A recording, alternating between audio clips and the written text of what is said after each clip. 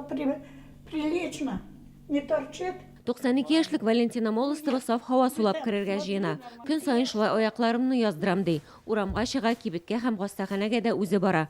Вакцина ясаткач курыкмыйча йөри ул. Моңа кадәр коронавирус белән авырмаган. Танышларым вирусны авыр кичерделәр ди. Валентина Молостова прививканы апрель аенда ясаткан.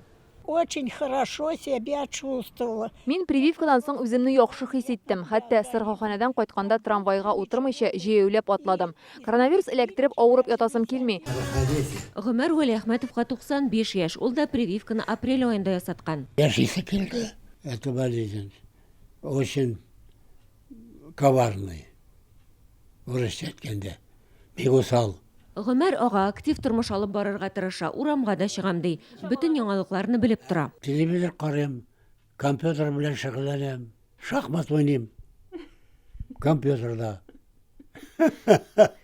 Гомәр Вәлиәхмәтов Бөек Ватан сугышы ветераны, фронтка 1943 елда китә. Анда Курск дугасы сугышларында Белоруссияне азат итүдә катнаша, яраланып госпитальдә ята. Тырышлыгы һәм белемгә омтылуы аны Казан дәүләт университетының физика-математика факультетына алып килә.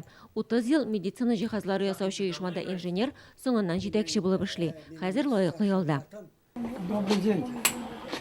Республикада 60 яшьтән өлкәннәргә вакцина ясатуга аерым игътибар бирелә. Аларның вирус яктыру куркынычы зуррак, авыруны катлаулы кичерәләр. Шуңа өлкәннәргә теләсәләр прививканы өйләренә дә килеп ясыйлар. Нинди вакцина кадатырга икәнлеген сәламәтлекләренә карап табиб хәл итә. Гөлназ Мирхәлилова, Шулпан Касыймова, Ленар Хуҗаәхмәтов, Яңа Гасыр каналы. Көтелмәгән кунак көттереп кенә интернет челтәрләренә дә килеп җитте. Хәзер бу фильмның барлык серияларын ТНВ.ру сайтында карап була.